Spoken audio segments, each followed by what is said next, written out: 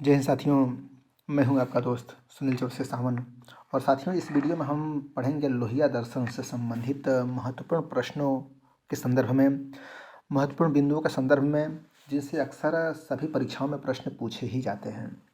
यदि आप assistant professor की तैयारी कर रहे हैं या फिर टीजीटी पीजीटी की तैयारी कर रहे हैं, आईएएस पीसीएस की या किसी भी परीक्षा की तैयारी कर रहे हैं, तो उसमें लोहिया दर्शन से प्रश्न पूछे ही जाते हैं। राम मनोहर लोहिया की कौन कौन सी रचनाएं हैं, इनका जन्म कब हुआ है, इनकी विचारधारा कैसी थी, इससे संबंधित प्रश्न पूछे जाते हैं। इस वीडियो से पहले मैंने 2 वीडियो बना दी है, अंबेडकर दर्शन और महात्मा गांधी दर्शन से संबंधित। यदि आपने वो वीडियो नहीं देखी है तो चैनल पर जाकर देख लीजिएगा, सारगर्भित वीडियो है, शायद आपका लाभ हो जाए। ये मेरा प्रयास अच्छा लगे तो इस वीडियो को ज़रूर लाइक करके शेयर कीजिएगा, और यदि हमारे चैनल पे पहली बार हैं तो सब्सक्राइब जरूर कीजिएगा। आइए साथियों, हम वीडियो में आगे बढ़ते हैं और पढ़ते हैं। लोहिया दर्शन, इसके अंतर्गत हम पढ़ेंगे इनका जो कथन है। सबसे पहले तो आप ये देखिए कि कई बार परीक्षा में पूछता है कि मरेंगे लेकिन झुकेंगे नहीं, यह कथन किसका है? तो यह कथन है डॉक्टर राम मनोहर लोहिया का। मानेंगे नहीं पर मरेंगे नहीं, यह कथन भी इन्हीं का है। आपका जन्म कब हुआ था? 23 मार्च 1910 ईस्वी को अकबरपुर फैजाबाद उत्तर प्रदेश में आपका जन्म हुआ था। और यहाँ पे आप ध्यान देंगे, मैनकाइंड और जन पत्रिका का इन्होंने संपादन किया। आप चिंतक थे, समाजवादी नेता और स्वतंत्रता संग्राम सेनानी थे। मार्क्सवाद और गांधीवाद को आदर्श मानते थे। आप कार्ल मार्क्स और गांधी जी से बहुत प्रभावित थे।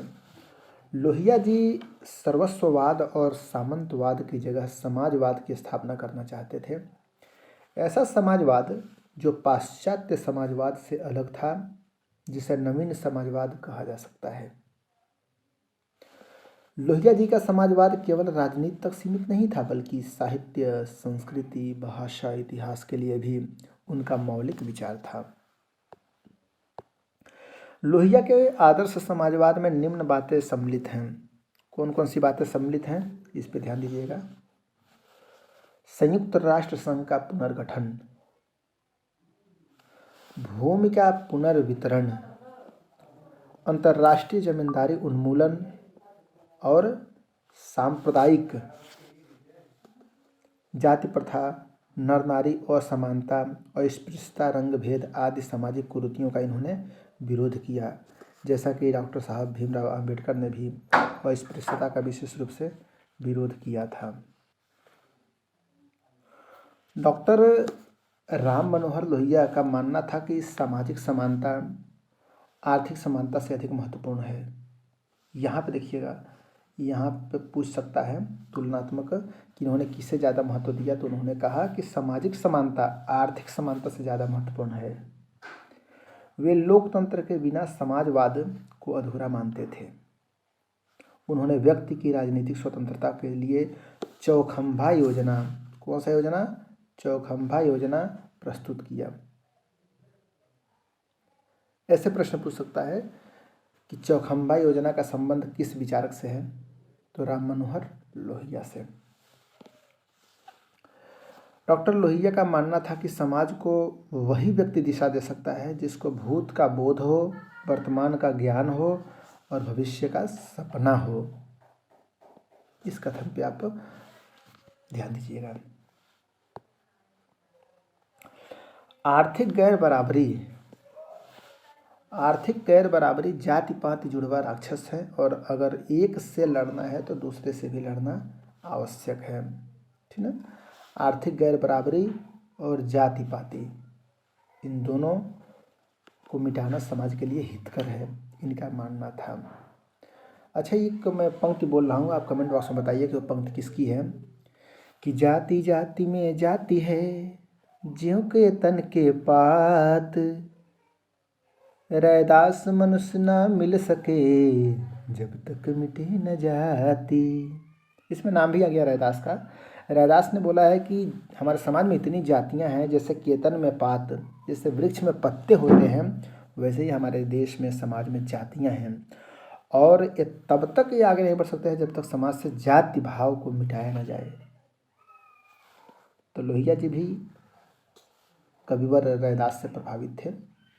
डॉक्टर लोहिया जी ने अंग्रेजी हटाओ, दाम बांधो, जाति तोड़ो, हिमालय बचाओ आदि आंदोलनों का संचालन किया। 1966 ईस्वी में उन्होंने कांग्रेस हटाओ देश बचाओ का नारा बुलंद किया। ठीक है, कांग्रेस हटाओ देश बचाओ, अंग्रेजी हटाओ, दाम बांधो, जात तोड़ो, हिमालय बचाओ इत्यादि आंदोलन इन्होंने चलाया था। आपकी रचनाएं कौन कौन सी हैं, इससे संबंधित प्रश्न कई बार पूछे गए हैं। जैसे समाजवादी चिंतन, आपकी रचना है समाजवादी चिंतन। सिविल नाफरमानी, डॉक्टर राम मनोहर लोहिया जी की बहुचर्चित रचना है। समाजवादी एकता, क्रांति के लिए संगठन, भारत चीन और उत्तरी सीमाएं, जाति प्रथा, इतिहास चक्र, कई बार परीक्षा में पूछ चुका है। इतिहास चक्र के रचयिता कौन है, लेखक कौन है, तो डॉक्टर राम मनोहर लोहिया साहब हैं। धर्म पर एक दृष्टि, भारत में समाजवाद, समाजवादी आंदोलन का इतिहास, राम कृष्ण और शिव, सुधरो अथवा टूटो, ये देखिए सुधरो अथवा टूटो, समलक्ष्य समबोध, ये क्या है, इनकी कृतियां हैं। अंग्रेजी में लोहिया जी की रचनाएं कुछ हैं, इस पे भी आप ध्यान दीजिएगा। जैसे व्हील ऑफ हिस्ट्री,